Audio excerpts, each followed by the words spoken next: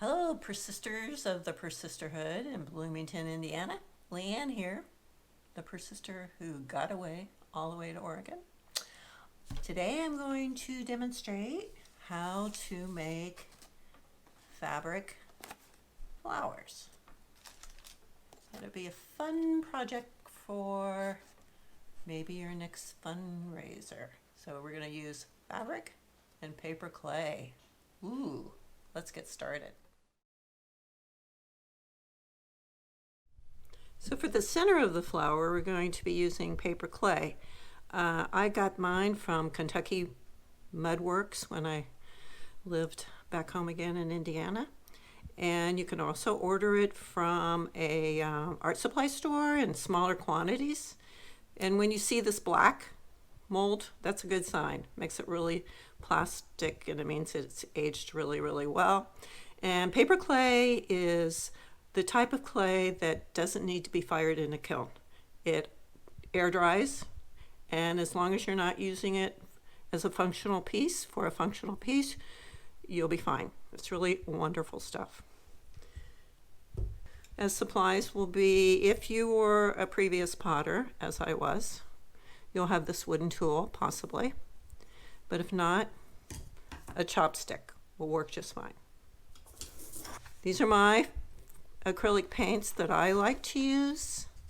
They are the fluorescents, small tubes. But you can use whatever you have, or if you want to buy some. Either way. Brushes, paint brushes. Just a variety so you can choose what works best for you when you're making that center part. You're painting the center part of the flower. Some kind of dish to put your paint in. Clothesline wire from the hardware. I have two kinds. Both work. It's very flexy. I've got the dark green, which I really like that, but this is pretty cool too. You need wire cutters. I had these out in the garage for cutting the clothesline. Okay, and now you will need a bottle with a small neck. That will hold your stems and your flower centers up as you make them and as you paint them. You'll need a tape measure for measuring the wire before you cut it. A compass for making the patterned pieces. I'm sure you've probably used one. You can use whatever you want, but you're going to cut circles from the fabric. An assortment of fabric for the petals of the flower. I get these from, you can get quilt squares that are like $1.49 each from Joann Fabric and from Michaels. And they're kind of amazing. They're just small enough to have a variety. A sheet of computer paper will work. Of course, scissors. You'll need fabric stiffener for the petals. I have two types. I can't tell you one is better than the other. One is Eileen's and the other is some other kind that I got at Joann Fabric. An iron. A glue gun. You've all used those. Smaller, flexible electrical wire. You get at the hardware, Lowe's or somewhere. It's like the clothesline, but smaller, and you can bend it, and it holds. A cloth or a dish towel. Parchment paper. You'll need a couple pieces of this. We're going to start off with making the center of the flower. This part right here, which is made out of the paper clay. That would be, you can kind of picture that like that. So, cut a piece of clothesline wire. I like to do about 18 inches.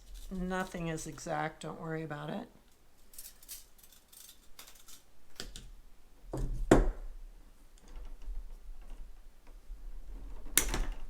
There you go. Get that out of the way. And then I take the paper clay and I pinch off, I'm guessing, oh, I don't know, can you describe it as an inch? As a ball of clay is an inch? Or is that a walnut maybe? Walnut size? So you cut that off, or pinch that off, and then I'm assuming that you probably more likely have a chopstick, but maybe you don't, whatever works for you. So you're gonna hold that in your hand, and you're going to press it in to the clay. You're gonna go around and around.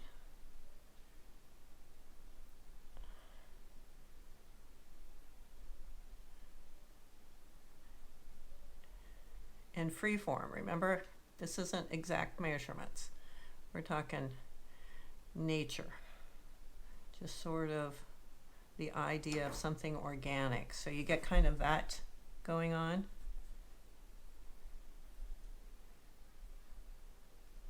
I like to go back and open them up a little bit.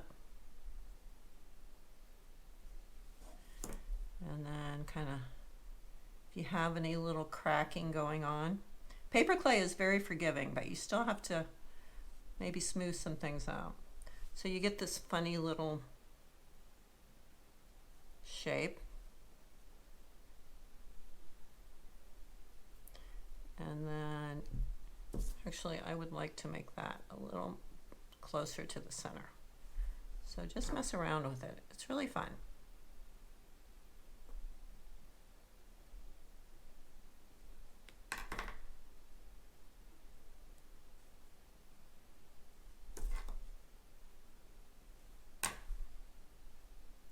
And then for the top of it, the very tip, I pinch off just a tiny little pea size. And if I had some water I'd use it, but I'm gonna do what I usually do and just wet it with my tongue. And probably use water. I don't know what's in paper clay, and press it down. It'll be fine. It's not like, if you've worked with clay before, it's not like working with other clay. This is very, very forgiving. You can attach things. It dries well. So you've got this funny little thing here. There you go. Very playful. I'm going to take my wire, and I'm going to stick that wire in there and just push it in. And don't worry, push it in as far as you can, but if it should come out one side or at the end, that's easy to take care of. But after a while, you'll get the hang of it. You've got that, and then you want to make sure that at the bottom, it's the hole at the bottom is closed. This clay will shrink enough that you don't have to worry about gluing this piece on later. It will just kind of shrink into it, which is amazing. So you just kind of push it in there, nice and firm, like that. And then you are done until it dries. It probably needs to dry overnight. So I need that space opened up a little bit more. So you can keep on examining it. And it needs to dry overnight. So I'm going to put it in the bottle that we have for that, so that it can stand up and will dry in there. We're ready to paint this centerpiece of the flower. It's dried overnight. It's ready to go. I'm going to use the fluorescent green, a fluorescent yellow, and the red. You can do whatever you want. You might want to look at the colors in the cloth you choose to choose how you want to do this. The colors you choose to paint the center of the flower. So I get the small brush that I have, and I like to go into the center first. So that center opening that we made with the chopstick, don't worry about being exact. It does not matter. Don't get all hung up on that. If it comes out and it's not, you've put a little bit in a place you don't want it, not a big deal. It looks very painterly to do that. So I go around here and I fill these in like that. So continue to do that.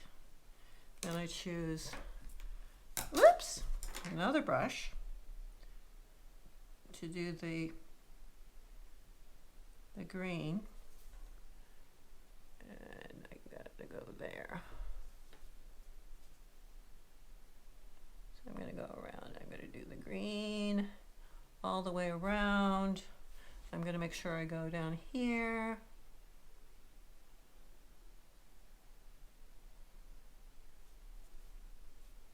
Like this.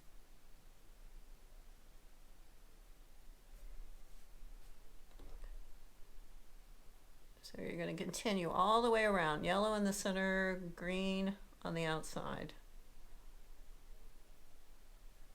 So imagine you've done all that. You might want to go back in after you've done the green and do a little touch up or not, doesn't matter. You can go back and forth with that.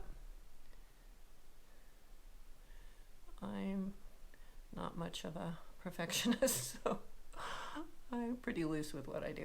So you're going to do that all the way around like that. And then the center part will be the tip of it is where I use the red.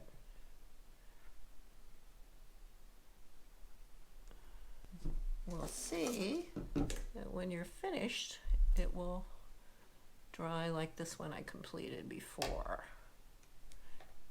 And it only takes maybe a half an hour. You can have a coffee break, you know, after you do these.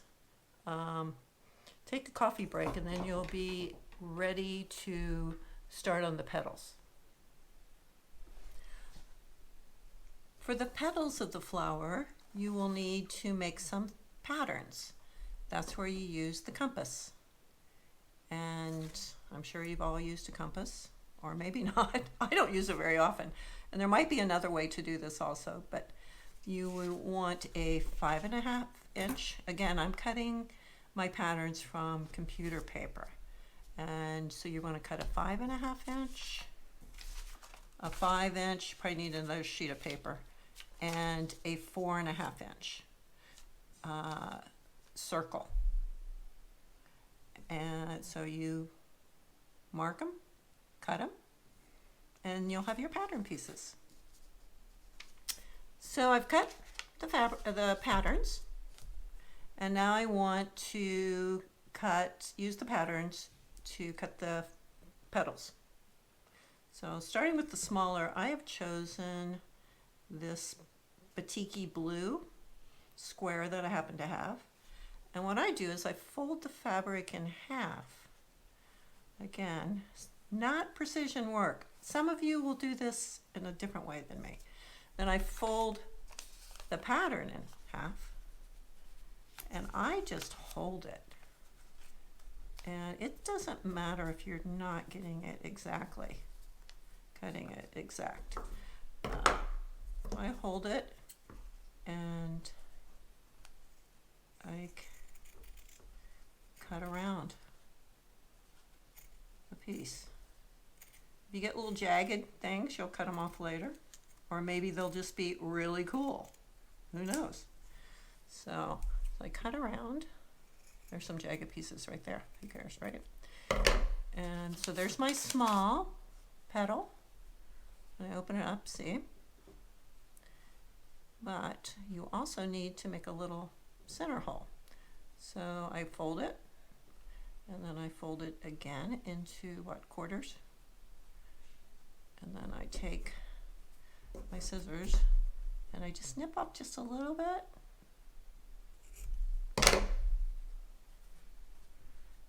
There you go. And then the next segment is going to be this fun I don't think I said that cotton fabric will be your best bet. I don't know about synthetics. I haven't used them, but cotton will be what you need to use. Yeah, I don't know if it has to be great cotton, but cotton fabric for this anyway. You can experiment. So I do the same thing with the medium petal. I'm going to cut around it also. And then the large part of the petal will be from these cool polka dots. And I do the same thing. I fold the fabric and I cut around. And then I cut the hole in the center. So here they are finished that I cut ahead of time. Small, medium, large.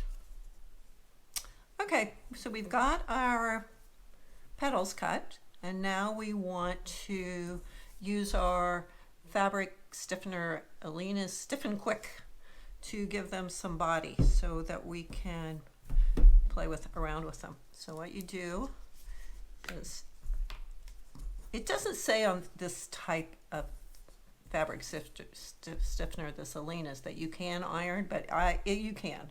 I experimented. So you spray it. It says don't soak it, but you know, I'm not sure what that means. So spray it on, and then it has to be wet. Put it on the dishcloth, cover it with parchment paper, and get my iron is on, and it's on medium heat. That's what's suggested. So I iron it, and it's going to dry it out. It's kind of like the old-fashioned spray starch, right? That, I don't know if you remember, maybe your mother starching your father's shirt before he went to work. It's like that, only it's very much like that. So it still feels a little damp, so I'm going to find a dry spot on that and iron it one more time. Whoops. Now, if you didn't want to iron it, and you can let this sit overnight, I guess, and it will dry. But who wants to wait, right? Seems like ironing is the way to go. So it's kind of like paper. It's really cool. So that's what you want to do with the rest of your petals. The same process. Okay, I've got my stiffened starched petals, and I've got my hot glue gun, and we're going to start with the large petal, and there's the center hole, but I'm going to put a ring of glue, hot glue around it. Now, you have to work fast with the glue gun. I mean, don't go crazy. I don't want you to get nervous about it, but it dries quickly. So put a ring around it, like that, and then take your medium petal and put it over the open hole, and then press it down and pick it up. I press it down like a little glue, and then I pick it up. Got a little glue on there. The glue is hot, but it's not like it's gonna burn you. So press it down, and make sure your glue gun really heats up for at least 5 minutes on high. So press those two together, and it's not exactly centered, but again, no big deal. And you're gonna put the same thing for your large one, or your small one on your medium one. So a circle of glue, like that. This covering the hole, press it down, pick it up, squeeze those three together, like that. And like I said, it's already dry, it's already stiff. Just takes no time at all for those to come together. Now, the next step is a little tricky, but I know you can do it. We are going to attach it to the centerpiece and the wire. So as a practice, you'll see that this will come up through here, through the wire, and we're going to put enough glue that we can press it on here in sort of a shape. So you're going to be using your fingers from below to press firmly, to attach it, to think about a little bit of a shape. But really, any shape is pretty fun, but I tend to do kind of a pinchy thing, you know, and just hold it firm. The hot glue, like I said, will dry quickly. Now you can try it this way and put the glue on when you have it like this. I have tried that. I don't know. I find it a little awkward, but whatever works for you. So the same idea, but you're going to put the glue up further, not just one circle. You're going to go up maybe a ½ an inch because that glue has to come up to right in there on the centerpiece. So here we go. So I'm gonna start out here, ½ an inch or so, glue that, put a hefty helping, and then take it, put this through as quickly as you can.